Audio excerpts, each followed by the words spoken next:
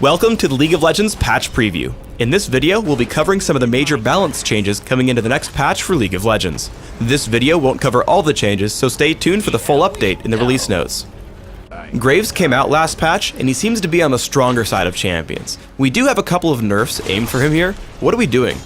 Graves' passive is a little deceptive. Ranged DPS champions are typically pretty squishy. The counter to them is to get in there, assassinate them, or burst them down before they can do too much sustained damage. It seems like a small nerf to make it die off a little faster and to make it only 10 less armor and MR.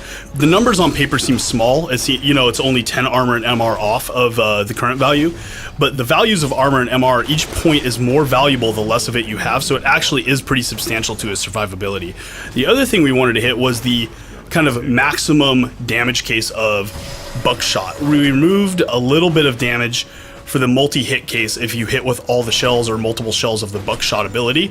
Only a little bit. We still want him to dash in there. We still want him to buckshot your face and get big bonus damage from that, but not quite as big as what he's getting now. It was turning him into a little bit too much of a burst caster, along with all the normal kind of carry scaling he already gets by buying AD, buying attack speed, buying crit, and these other kind of items that you expect him to see to get already. Wukong has a few buffs aimed for this patch. He's getting a couple of offensive increases and a lot of changes to decoy. What's going on with these? So the changes to Wukong are just a couple of small buffs to get him a little bit more in line with fighters, but the thing I really want to talk about is the W bug fixes and kind of cleanup work there. Decoy's getting a lot of bug fixes and cleanup.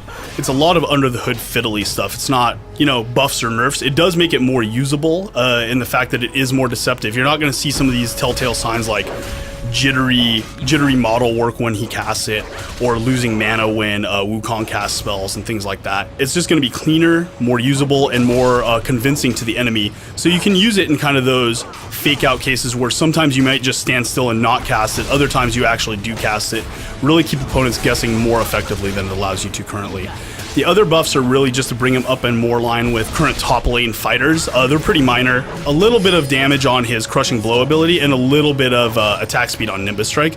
This should bring him up in line to comparable with other fighters, generally speaking. Olaf has a pretty major change to his ultimate coming into the next patch. What are we doing with this? Olaf can now use Ragnarok to break out of current CC effects. This is kind of the Alistar treatment on it.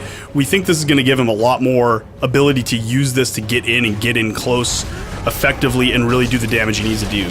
As a result, we did have to bring down the duration of his CC immunity higher ranks, because basically the combination of the old duration and that ability were way too powerful, and you literally couldn't do anything to Olaf. He just came in and killed you. This should make it so it's a lot more usable and you can close a lot more effectively, but enemy players can also predict the duration of that ultimate more reliably and counter Olaf if they're smart about holding their CCs until a little later. Almost every one of Shaco's abilities is getting tweaked in some way in the next patch. What are we trying to do with Shaco here? Our goals with these changes are really to make Shaco more reliable and usable and make it so that you can get done what you need to get done more often. The reason we took some of the damage down on boxes is that's only really applicable in the Shaco nest of Jack-in-the-Boxes in the bush situation you see now. This thing is kind of fun to do for a couple of games and it's kind of interesting, but it's not really the whole kit of Shaco. Being a one-trick pony like that is really going to keep him out of ever being effective and viable. The big thing about the Jack-in-the-Box changes, though, is we have increased the range and decreased the arm time. This is actually very massive for Shaco, because in the combat scenario where let's say you're coming out to gank a guy, you throw that box on the other side to trap their escape in, that's going to go further, about the distance they're probably going to go when they're trying to run away from you as Shaco. Arm faster and be able to get that fear right when you need it. We think overall this is going to be a pretty big buff to Shaco as an assassin who comes out of kind of an unseen location and ganks you, has good CC with the box, and can slow you down now with the clone. He's going to be a lot harder to escape from, and we think that's good because his burst damage isn't that high to begin with. He needs to be in there longer, doing damage more effectively.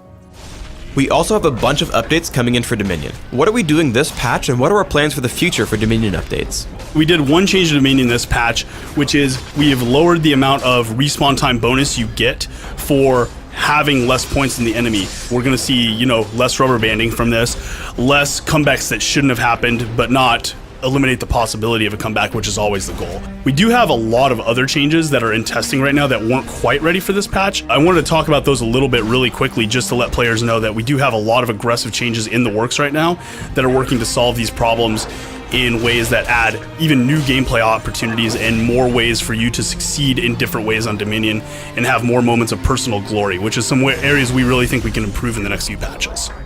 Thanks for tuning in to the League of Legends patch preview. Please subscribe to the Riot Games YouTube channel above, and don't forget to thumbs us up just below the video.